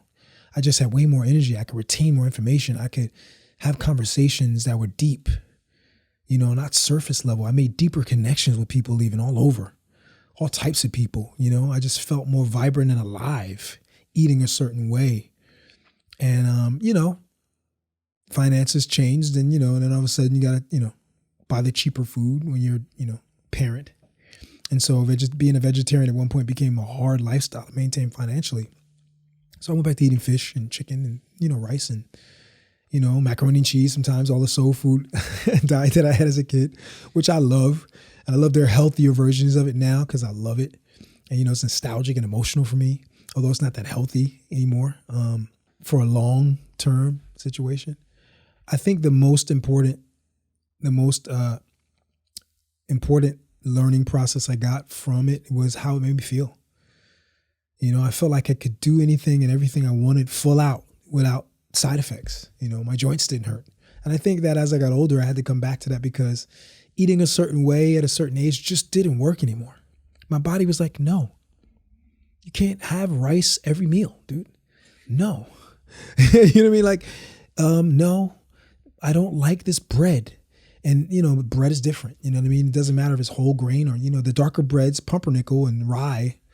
If I ever have it, these are my go-tos, especially in Europe because, they're bread countries, Yeah, when I was in Italy and France, my experience of eating kind of reprogrammed my perception about myself, right? So over here, if I drink a bottle of wine, I will be for sure hungover and hating life the next day. Yes. Over in Italy, I drank a bottle of my wine to myself, and then next morning I was fine. I was like, this is not what I was prepared You didn't even for. know you drank one, right? Yeah. Exactly. Yeah. The quality of their food is just so much better because they're not interested in poisoning their people. I feel like and the people are more connected to their food there. You know what I mean? I mean, I think they're more connected to the local farmers there. They're more connected to just the quality of food itself culturally. I think here, we're not connected to our food or even the process of the food or the farms or the importance of the environment of food, And also, I would add that there's also the process of sharing food with somebody over here seems disconnected compared to over there. 'Cause over there, it's like, hey, we're eating together. This is an experience. It's a thing there, and I appreciate that because I grew up like that. Food and family went together hand in hand. You never ate on your own. You always ate at the table with your family, every meal. You might have had one meal on your own or maybe two, but when it came down to dinner was a ritual in the family, it was important. That was the time we all got together and talked about our day or what was going on in life. You know what I mean? Yeah, I have lactose intolerance if I have any dairy in America, but in Europe, I was eating what seemed like unlimited pasta and dairy and all this other stuff. I never once had any issues. I was shocked. Yeah, everyone says that too. I just don't deal with pasta or any carbs, any starches right now. Yeah. And I find that, I have no inflammation. I have, no lethargy. I get up with energy every day. I intermittent fast every day. Okay. And so it was weird for them in Europe. They're like, hey, you want it? I'm like, no, I'm good. And, 2:00 is good for me. They're like, what? I'm like, yeah, I'd rather eat after class. And maybe my class is at 4 and I haven't eaten all day. I have my morning coffee, maybe have some fresh juice or some teas and things like that. And, you know, if worst case, you know, if I feel like, you know what, my body's asking for something, then I'll have an apple or a couple apples and some almonds, or apple and some cashews, or some bananas and cashews, or some non-dairy yogurt. But over there, I tried their yogurt and it was like amazing. So good. And I had no problem. Yeah, But here, I wouldn't dare touch yogurt, even though yogurt's supposed to be good culture for the, you know, good bacteria in your intestines. I wouldn't touch it with a 10-foot pole here, dude. I don't trust it, you know. So I get non-dairy, and it might be, you know, hopefully healthier version. But I don't have any issues with non-dairy yogurt here. yeah. It's the Well, one thing I don't have an issue with. whatever it is that you're doing, it's definitely obvious that you're doing something right, because you look like you're not limited by age at all as you move as a dancer still, you know, because like I seen other dancers and also entertaining my own thoughts where like, oh, I'm this age, my body's starting to hurt, or they'll start wearing braces and all this other stuff, right? Yeah. And so there's a clear like different path that someone could take, which it seems to be evident on you, you know. I appreciate that. So let's talk about Spiderman. Yeah, like when, how, why, where, just everything. Talk about Spiderman. Well, I touched on it a little earlier Yeah. with, you know, my journey in the fitness industry and becoming a personal trainer and living in the gym half of every day of my life for 9 years, and how important health and activity and muscle development and, you know, having a muscle and longevity of life and just feeling better and, you know, gracefully aging was. And it just started with just, you know, me wanting to still do all the things I loved. I loved capoeira. I loved to dance. I loved to work out, you know. And it just started simply with just playing music, house music, when I worked out. Mm-hmm. And because I was playing house music when I went to the pull-up bar, I would just start, you know, grooving through my pull-ups. You know, doing a plain old pull-up wasn't enough anymore when the music was involved. So I start doing a lot of the bartender method that I learned on the bar to music, you know. And, you know, knee raises, almost like, you know, elevated mountain climbers on the bar, and I do it to music and pause and kick and do all these rhythmic motions to music. And as I dropped down to the mountain climber one day, I realized I started innovating the mountain climbers and, you know, adding capoeira movements and fragments and different capoeira patterns on top of the mountain climbers, or crawling exercises, or a lot of the animal walk exercises, locomotion techniques. And when I added rhythm to it, I was like, wait, okay, I can swirl here. Cool. I can sidewalk here on all fours. Cool. Can I chase here? Then I started asking questions. What can I do down here? And at first I was like, okay, let me do a step, heel toe, do a body jack. How am I going to break this down to the 4? And just figure it out and realize there's less space down here. And so, well, am I bouncing here? Okay, no, let me bounce. Oh, the bounce and the rock are helping me make space to move my feet here. Cool, interesting. And there was this little like process of like note taking and experimenting and breaking down movement. And I had my own little like language, you know, my own little short, you know, abbreviated language. And then after a while, you know, I would go upstairs on the 6th floor in the gym I used to work at, and they had a 3-walled mirror, which if I faced, you know, one wall, I could see my back. And that's unique. So I was like, oh, this is awesome. I could see myself from behind. Let me see what this looks like from behind. And then I was able to have that 3-dimensional view of what I looked like from all, you know, from all 4 corners. And then kind of like be able to see what the movement looked like from behind, from the side, and go, okay, cool. Then I could take that visual reference in my head and say, okay, let me create this. Let me create that. Let me create this. And realizing that, okay, I'm kind of creating a unique language for myself here. Or at least, you know, from my own life experience, you know, who can say that I did something new? I'm not trying to claim to do anything new. I'm just trying to claim, you know, maybe all the things I've put together, maybe no one's seen in this time. You know what I mean? And not even there yet, just like wanting to do it for my own gratification, my own personal training and development process. And then I was like, okay, I'm learning something here from this process. And then one day I went to the house dance conference, and I told Khalif before I got into the best shape of my life, I was like, hey, dude, I'm ready to come back. He was like, hey, man, well, you know, shit, we found the members. Nobody can take your spot, bro. Whenever you're ready, you come back, you claim it. And I was like, it's like, yeah, man. It's like, you know, it's time that we came back out as a crew actively again, collectively, so that everyone knows all the members, because they knew us as members, but then, you know, we weren't able to travel as a collective. It was too expensive to travel like that, you know, back in those days. So I was like, yeah, man, I'm ready to come back. And I was like, yo, I don't know what's going on, man. Something's happening right now. And he was like, yeah, all right, well, cool. Let me see it, you know. And I came out one night and I just blacked out and just freely started doing stuff on the floor. And they could identify that it was the steps on the floor. And Peter Paul walked to me and was like, yo, Sekou, I don't know what the hell's going on right now, bro. Would I co-sign that? Yo, got a name for that? And I was like, nah. He was like, that shit is dope, bro. What the hell is that? I've never seen that like that before. It's like, yo, it's like, and Marge was like, yeah, man, you look like a manimal. I think you should call it manimal. And I was like, manimal? Nah, I don't want to call it that. She, her making fun of me, just my sister making fun of me. Manimal. I was like, stop, like she's teasing me. She's like, that shit is dope. I don't know what to call it, but I think you should call it the manimal. And then I kept doing it. And then after a while, I was like, bro, I don't know what to call it. All my bros, all my crew, they were like, yo, we got to figure out a name for this shit. So everybody was investing in keeping it, like figuring out what to name it. And one night I was going back and forth with Tone. And Tone was the first one to be like, because he's also does, Kali Salat, and he does martial arts, and he could see like, I'm using the sacred geometry from Capoeira. He's my Kali instructor. So a lot of the geometry and, sacred footwork patterns that he would use in Kali steps and things like that, we were already kind of innovating and using that format to put our steps into, to kind of keep the system camouflaged, if you will.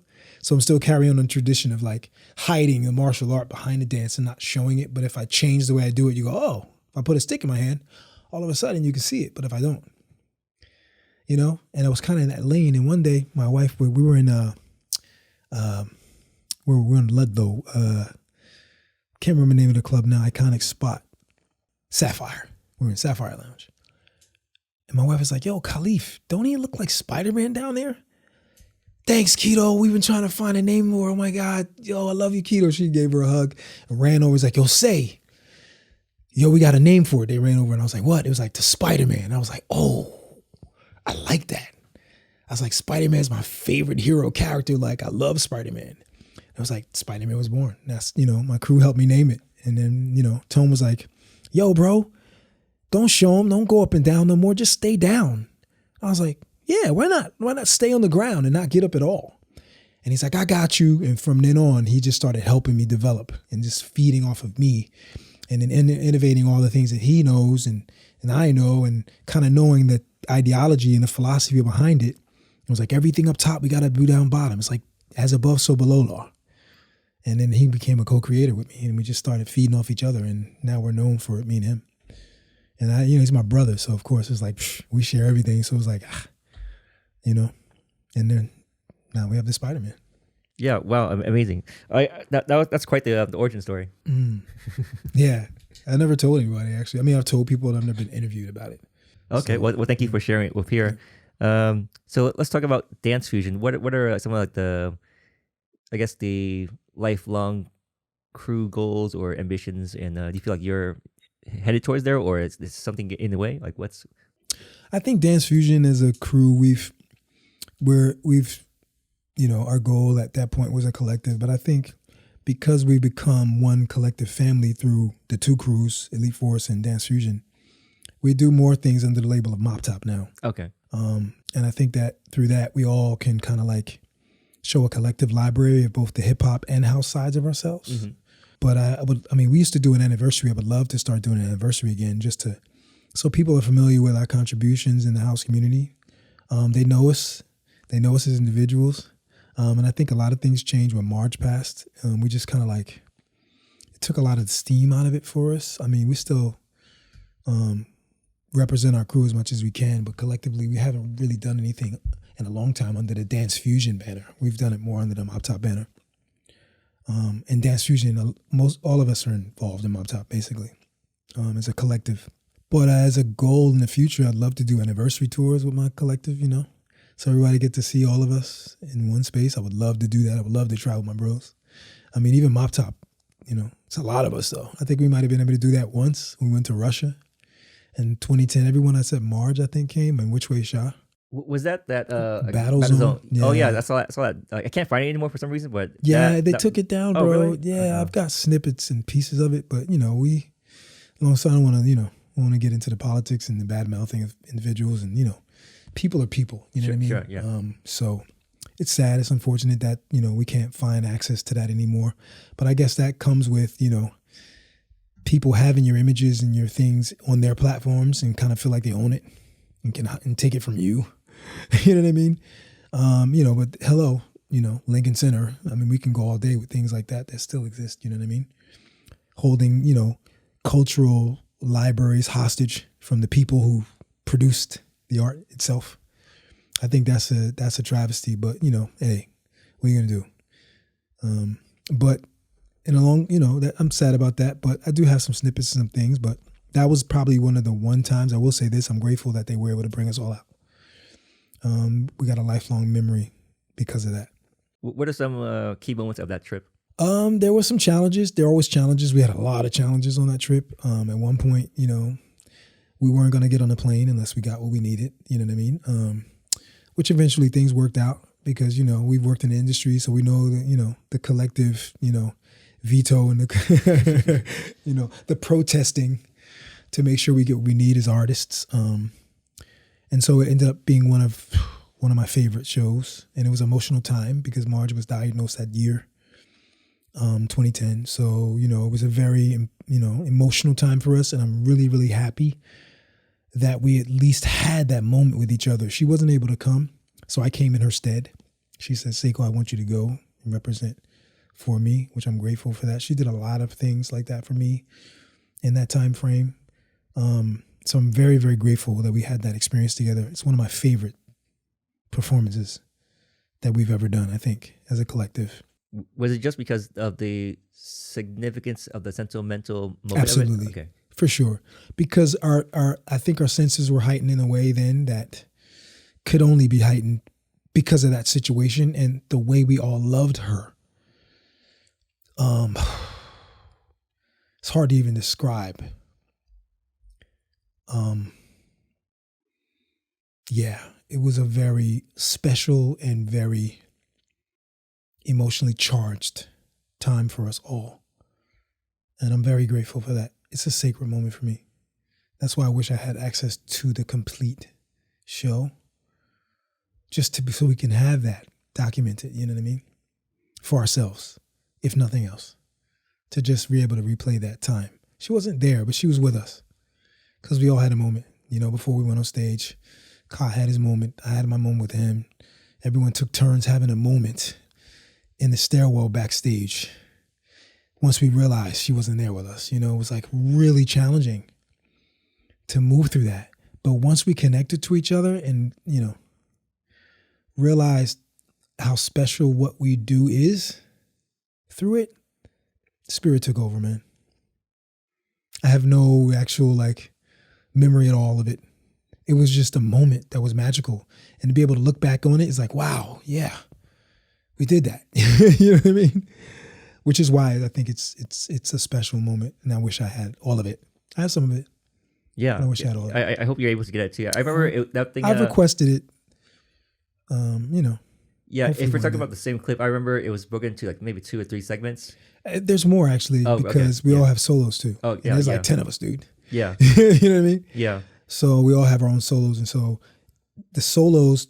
And I don't know if people don't know that this is a formula that we kind of I guess, created for ourselves. We don't know, and that's a pattern most people follow that I didn't even know until I look back.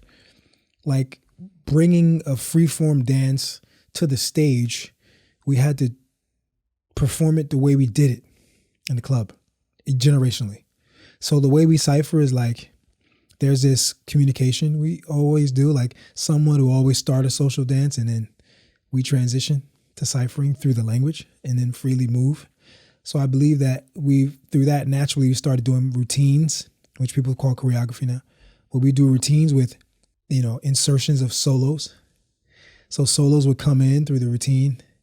And then after the solo, we'd start another routine. And maybe in that routine, we break off into 3-part routine pieces to just break up the monotony and then come back to the whole collective routine and then a solo. And then kind of these waves of how we would structure our performances came from just the way we naturally interacted as youth and as a collective on the dance floor, or almost like our own organic language, I guess, which became our style of performing. And that was one of the highlights of seeing that become its own thing. It was whoa, That's pretty cool. You know what I mean? Because you don't realize you're doing it. It's kind of like subconscious, and you realize you become conscious in it. Almost the way we teach, like, which is, I think, the beauty for us, to realize that we never thought ahead. Like, well, I'm going to be a, famous, I don't like to say famous, popular dancer, culture ambassador. No one thought that, like, at all. Maybe Stretch, he's never had a regular job. Maybe Lincoln, Stretch, and Voodoo and Marsh. I think those are the top 4 in our collective that never did anything else but this. And we're kind of like the beacon for all of us to go, have the courage to go, fuck it. Like, I'm watching them do it. I can do it. Like, to build the confidence to say, I love it. Why can't I do it? Which I'm grateful for. Yeah. Could you say a few more things on Marjory, considering that she's not around anymore, so that we have some essence of her on the platform? So who she is, her influence, her impact on the scene, how should she be remembered, and what should a new generation you have to probably remind me of all those things. Yeah. Who she is. Marjory Smarth, born and raised in Haiti. Not sure when she came to the States. I want to say around 7 for some reason, because we've had this conversation many times. And she's a product of her family, her father, her mother, just like all of us, our families. And then her, growing up in Manhattan, 97th Street, which is, Rock City Park. The original Rock City Park was right next to her building where they shot Brown Sugar. For us, she was our queen. She's our queen bee. She was the glue. And through Marge, I think we were all able to be around each other and get to know each other because she knew everyone. There was not a borough you went to that Marge didn't know somebody. Marge! And you're like, what? We're in Staten Island. Like, you know what I mean? Like, Jersey, Marge! You're like, yo, how you know people here? She was that kind of person. She's just that, people person. Voodoo was like that as well, everybody knew him wherever you went. And I think that was special about her. Everyone loved her. I knew very few people that didn't like Marge. I don't even know any, to be honest. But for me, she was very special. She started calling me her god brother once I asked her to be the godmother to my children. I became her god brother. And for me, I honor that name. I'm very grateful that she chose me to be her god brother. She's my god sister. And when you use the term god brother or god sister in Black community, it's like your brother from another mother and brother from another, or sister from another mister. It's a special relationship, So, we all had our own personal relationship with her, and we all loved her dearly. And so she was very special to all of us. She was very special to me. And my daughters loved her. They looked up to her. My wife, Keto, they became best friends from the first time they met. If it wasn't for her, I might not even be with my wife, because she was like, what are you doing? I was like, what are you talking about? My wife was this really nice girl from California, and I was traveling and, dating, being on the tour. You know how it is. You're like, you don't want to settle down. You're going through life too fast. And at that time I was like, I don't want to be serious because, this is an awesome person. Like, I like being around her. She's cool. I don't feel any like pressure or anything. Like, she's like a homegirl vibe, but not, you know what I mean? And I felt that. And Marge was like, she's the one. I'm telling you, you're going to miss up. You're going to miss out on this one. I'm telling you right now. She's like, all these chicken heads you're dealing with, put them aside. I'm telling you. And I was like, okay. And I listened to her. And then all of a sudden, I started realizing, yeah, she's right. And the rest is history. So Marge was very, very special in my life. Who is she to the culture? She's the Night Queen, man. My wife gave her the nickname the Night Queen. She was one of the most prevalent women from the States representing the house culture at that time abroad. And there's plenty of seeds she's planted all over the world, and a lot of young women, whether they're conscious of it or not, her residue's still there. When I go places and I see some of these young women moving so beautifully and so gracefully, I get emotional because I can see her influence, even if they're not conscious of it. And that's a beautiful thing to see. And I'm very, very happy and grateful for that, to be able to bear witness to that. Continuing. I think I met Marge when I was 17 or 18, or just turned 18. And even then, her light, she was beautiful, bro. Like inside and out, the way she moved was captivating. How did she get the name Lotus? I believe there was a sister of ours who was one of our African scholar mentors. Her name is Maati Bimidele. Shout out to Bimidele. She's one that taught us about Kemet in ancient Africa and, you know, the pyramids and the hieroglyphica and Metu Neter.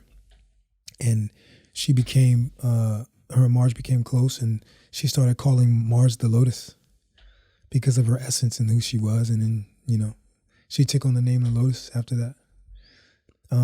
Red Lotus to be specific, but, you know, most people say Lotus, which is fine. But yeah. And what should the new generation remember or take away from her that never got to meet her? That she really loved this culture and she really loved the community that she came from. And she wanted the world to know that this is the divine language that we speak. And it's a divine culture. And we're fortunate and should be grateful that it chose us. We think we chose it, but it chose us. And it chose us to represent it. And I think that she always knew it was a sacred language. And I think because of that, it influenced all of us to really start really seeing it that way as well for ourselves. And if there's anything, a message I would leave for the younger generation or for the global house dancers around the world is that this is a divine language. And it should be treated as such, and it should be revered as such, and it should not be taken for granted. It's a very beautiful and special thing we share. And, you know, we're the true diplomats, you know.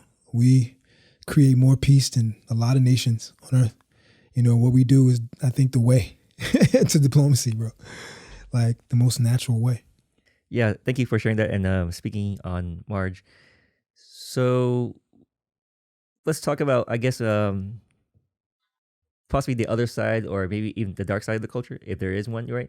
Because you mentioned earlier about like how there's politics, there's things that kind of hold the culture back or hold certain situations back. Like, how would someone new be able to recognize these things as they're entering the culture and learn how to like wisely navigate around it? I don't think that's possible. Okay. In any culture, if you're new, that's not going to happen. I think the expectation of that is the problem. I think we got to give people time. Okay. I think it's unfair for me to have the expectation on a generation that didn't come from the time I come in to have the knowledge I have of it when they walk in the door. I didn't even have that when I walked in the door. And I think that that's the beauty of it. It takes time. And I think that that should never change. I think that everyone needs time. And we should give people time. And hopefully we have enough time, because time is a precious thing as well. And I think that that's the key. Time. Having the time. Giving yourself the time, allowing yourself the time to mature. Because I think we live in a time where everything's so fast and, you know, microwaved and fast food and quick, you know, everything has to happen so quick. Like when I grew up, there was a 10-year gap between generations and you knew. So you had the time. One generation, you could see when it was transferring itself over and you were able to benefit from the 10 years that other generation helped calibrate, develop, even before it was called anything. You know, I think the title style or name or something comes at the end of it. But for hip hop and house, that's not the case. And I think that that's amazing to even say that. Like, you know, we're still actively participating in something that's still relevant now while we're teaching it, because you can't say that about locking or popping. I mean, you could teach the social dances that come from it. And we still have all of them in us, identified through the lens of house dance, right? But I think that time is a very important factor. And if I was to, you know, say something to the youth or someone who's just starting to enter the door of the culture, is to just, hey, pay attention. There's a lot more unspoken rules than there are spoken rules. And it takes time for rules to evolve to the level to become conscious, or people to become consciously aware to even say, hey, you know, you should probably think about this. And they have to also be open. You know, a lot of people entering think they know, because they're able to be a voyeur and see it. They think they know it because they can see it, and they, you know, and they're given access to it that is theirs so that they can claim it. And it's like, no, we're giving you access. I definitely had my years of peeking at new stuff. You know what I mean? Like we have to. There's an origin. There are rules. You know, before the rules can be bent. There are things that are there that we might not want to talk about and share. Give you time to witness or experience before you're even able to digest the conversation. You know what I mean? So I think that's what I'd say. Like, be careful thinking just because you arrived, and everyone gets in where they fit in because you came at this time and you see this. Doesn't mean that was happening before you arrived. It's like your boss walking in and you've been working for 4 hours and then you decide to take a moment and your boss, aha, they walk in the moment you're taking a rest and want to judge you in that moment. Well, it's the same thing for a beginner or a person who's walking in, Give yourself time to be able to be immersed in the culture and the experience a little bit before you can say, oh, okay. Because that the journey only begins once you become conscious, not before that. So what do you think separates the new generation from the older generation? And do you think there's any shared or separate responsibilities of each group? I think the separation is an illusion, and I think we perpetuate it because ageism exists. So people think because we're older that we're not aware or that we're too fixed in our ways. But if that was the case, then why would we open the door for everyone else to come on in? Like, of course, we have to be open-minded to be able to be like, hey, come on in. Joy should be shared. Mm-hmm. And we've all, we've come to that realization, I think, as elders. And I think that, if we're going to call it a culture, it's got those 3 dimensions again, old school, middle school, new school. Mm-hmm. And we have to remind ourselves of that. And I think that, all of it is relevant, like, competitions or how the culture itself is maintaining its survival. And hopefully, the elders can be there to be like, hey, yeah, that's great. But then we need to also know about this. And then the youth have to be open enough to realize that there's some wisdom in what they're saying. And I'm not saying that an individual, all individuals have their flaws, but collectively as the elder body and the youth body, we got to realize that we all have jobs to do. And the only way we're going to realize what our role is to communicate with each other. You know what I mean? And I think that, that's happening. And I think we need to become more aware that it's happening because it is. Maybe it's not happening, everywhere at once. And maybe everyone doesn't have access to all the elders at at any given time. But while we're still here, pick our brains, man. Spend time with us. Hang out with us. We're like your grandparents and your parents of the culture of that thing you inherited or that's being passed down to you. And same thing with us, make the time to listen to what are some of the issues the youth have? You know what I mean? And are they issues, or are they also being perpetuated things that we think we see that really aren't really there on the inside once you get there? You know what I mean? For example, a lot of people say, I want to see more women. And it's like when they come to New York and they go to the park, they see nothing but women, especially black women. You know what I mean? In our culture, it's like, again, you can't judge things on face value. Once you get involved and you get immersed, and then you get invited to the actual culture spaces where 9 times out of 10, there's no ciphering there. And 9 times out of 10, there's no studio dancers there. And then when the studio dancers are the people who are learning the culture abroad come to an actual community where the culture lives and breathes, it's being practiced totally different than the way they're learning it. This is how we're translating it and preserving it for translation and education. But the practitioner doesn't have to be educated. They're living it. And living it is totally different. Mean 2 steps, all you need there. You don't need more than that. The feeling is so huge that maybe you don't need anything but a 2-step. And I'm not saying there isn't room for you to be an athlete or get there and, and get busy full out, because, we've helped drive it to that place and that space by necessity because we wanted it to survive past us, or we wanted to be able to do it past our elders into different platforms and different places that it was arriving to, and also drive it into some of those places like the studio and creating a session. We didn't call it a session, we called it a practice. Or to the stage and calling it routines. And we didn't call it choreography, or, going into a classroom, like we said, and I go, you go, follow the leader or call a response, and then creating codification out of that, ways to translate it to people who don't speak it fluently from the natural position and stance, you know what I mean? So yeah, time, and don't judge things on face value. And I believe that there are more, we're not as separate as we tend to think we are. Yeah, well said. Any shout-outs you'd like to mention? Shout out to my crew, Mop Top, Universal Foundation, and my crew, Dance Fusion NYC crew, my family, my friends, my wife, my daughters, my family.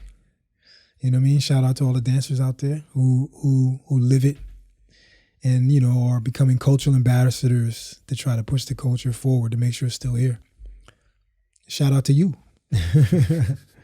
Shout out to Jeff and Lauren for bringing me out here. Yeah. How can people best support you, and how can people best support the culture and their own journey? Pick my brain, you know, come vibe with me, sit down and chat with me, you know, break bread with me. If you want to learn and you want to learn anything from me, come support the class, you know, come train with me, do privates, you know. But not only that, with the elders, you know, pick their brains and get as much information you can from us while they're here. And even the elders that are older than us that are still here, we can help you get access to. That's important that their stories are also preserved and told and carried on too as well. To support the culture in general, you got to support the people. You can't say you love the culture and then you don't want to support the people. Like, you know, the people who birth the culture and produce the culture really don't get the benefits and accolades, but they've laid the foundation for you to. And, you know, reference, you know, pay homage to them. And don't just do it because it's popular. It's going to give you, you know, views. Like, connect with them on your own if you can. If you have that possibility, do it. And if not, do it online. You know, interview them like you do. Do a podcast, you know, have an interview. And don't just do it for your own conception to help you get into a university to get another degree because they helped you. You know what I mean? Like, that's still exploitation. Sorry, guys. That's still exploitation. Develop a relationship with the mentors personally. That's important because it's still a very interactive, you know, culture. And it's always going to be that way. That's how life is. Life is real. Yeah, thank you for saying that. And final closing thoughts for our listener out there. What would you like to close out with? I'm very grateful that I have been able to do what I love. And a lot of people cannot say that. I know I'm very grateful for that. I'm very proud of my peers for all their hard work and contribution. Shout out to them, and I'm very grateful for that. I'm very grateful to my ancestors and all the people who've pioneered this way, you know, from the Rocksteady crew, New York City Breakers, the original Lockers, the Boogaloos, and on, you know. And many, many more icons throughout time that go back to, you know, Lindy Hop, the original jazz and ragtime. I like to give shout out to all of the facets of, you know, Black culture in America and the journey that it's gone. And now, you know, that we're able to share that with the world through multiple generations is amazing to me. It's powerful and it's beautiful. And I'm just grateful for that. And that's how I'd like to close out. Thank you so much, Sekou, for coming on the show. Really appreciate Thanks having for you here. Me, definitely, you're welcome to come back anytime. Just view me as like come hang out. You know, like just, oh yeah, man. Yeah. Well, this definitely won't be the end or the only episode. I feel very at home here. I appreciate it. Thank you.